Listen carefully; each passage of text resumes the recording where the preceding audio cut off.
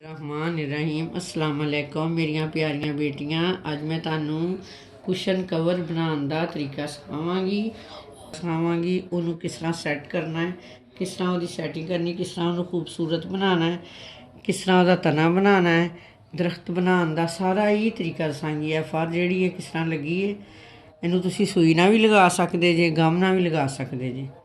Cushion cover सजा सकते। मैं दरख्त के नाल सजा के तुहानू दिखाया है।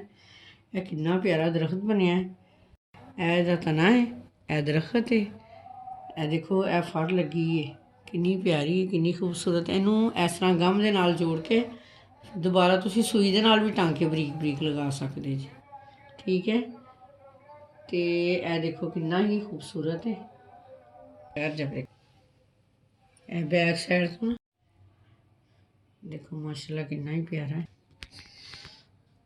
अपने घर बना के देखो, बड़ा ही आसान तरीका है, बड़े आसानी के नाल बन जाता तो बड़ा ही खूबसूरत है। रुईबंदी भी तुसी लगा सकते जे, रुईबंदी लगा लो जिस तरह तुहानू अच्छा लगे। होर भी तुसी इहनू खूबसूरत करने वास्ते होर भी सैटिंग कर सकते जी। देखो, लाइक करो, शेयर करो, मेरे चैनल नू सबसक्राइब करो। नवियां नवियां चीज़ां तुहानू बना बना के सिखावांगी, प्यारियां प्यारियां। कमेंट करके तुसी दसना कि कुशन किस तरह का लगा है, तेरी सैटिंग की हुई किस तरह की लगी है, कमेंट करके दसना।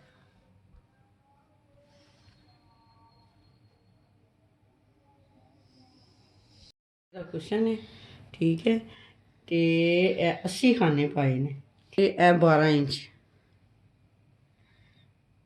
12 इंच की चौड़ाई है, 11 इंच की लेंथ है। कपड़ा लगाया, ठीक है, सिलाई करके ना कपड़ा लाया, तो फ्रंट साइड से सिलाइयां दे नाल बनाया। 80 खाने पाए ने, सीधी पुठी जी बनाई है सारा अगला पीस। ठीक है, तो यह मैं तुहानू इहदा तरीका दसनी है। देखो, एक सिलाई उल्टी बैक साइड तो इस तरह सारा पीस इस तरह ही बनाया। बैक साइड की उल्टी सिलाई, एक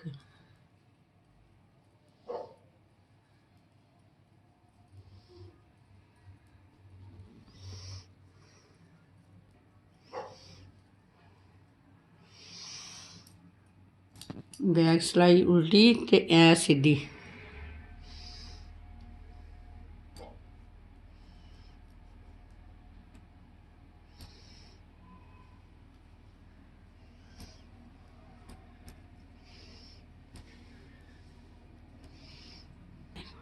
सीधी पुठी जो बनी है, सारा पीस इस तरह ही तैयार किया है 80 खाने पा के। ठीक है,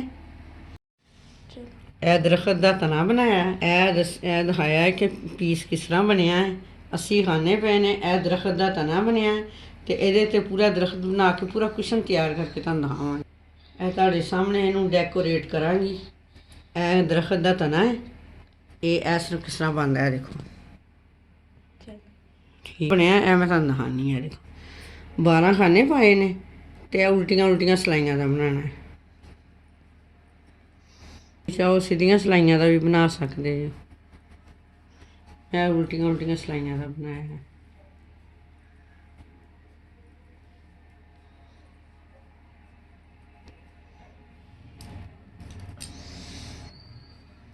पा के 3 सिलाइयां बनानी, 6 सिलाइयां बनानियां ने, ਜਿਹੜੀਆਂ 3 नज़र आंदियां ने लाइनां।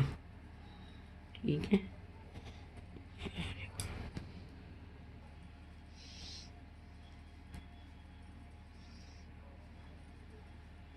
पा के 3 सिलाइयां उल्टियां बना के ना, देखो 1 2 3 सिलाइयां उल्टियां बना के, तो देखो एक खाना इधरों दोवां का एक कर देना, एक खाना घट गया। ठीक है, फिर उल्टियां सिलाइयां बनानियां, इधरों बंद कर देना, इधर भी एक खाना घट गया।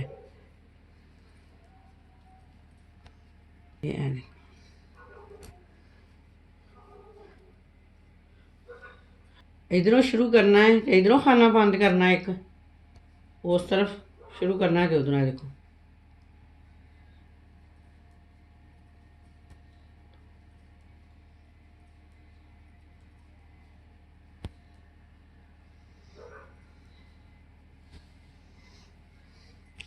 इधरों फिर एक खाना बंद कर देना, ਇਹ ਦੋਵਾਂ ਦਾ ਇੱਕ ਕਰ ਦੇਣਾ।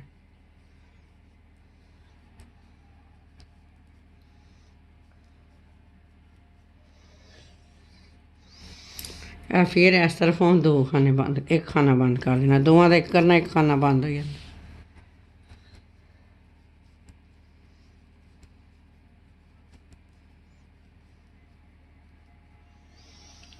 दो 4 6 ये 7 खाने रखने ने। देखो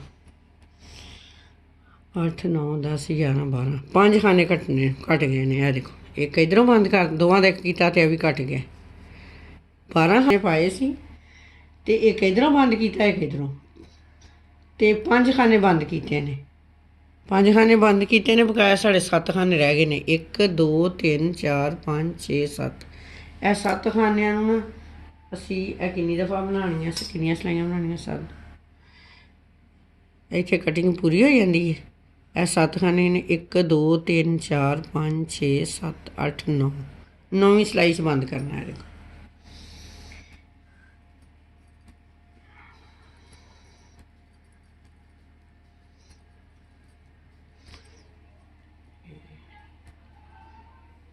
बारह खाने पा के 3 सिलाइयां उल्टियां उल्टियां बना के ते फिर कटिंग एक खाना उधरों, दोनों तरफों एक एक खाना, 5 खाने बंद करके 7 खानियां नूं चलाना है। ये ऐ देखो, ठीक है, ये इस तरह ही है बनी। इन्नियां सिलाइयां बना के बंद करते, ठीक। वूल दे ना टसल बनाए ने, ठीक है। ते ए बहुत आसान ने। ए टसल बनाने का तरीका भी तुहानूं दस ते इहदे नाल दरख्त बनाना, ठीक है। ए टसल इस तरह दे बना के ते फिर इहदे नाल ना दरख्त बनाना। इहदा टसल बनाने का भी तरीका दसदी, फिर उपर लगाना।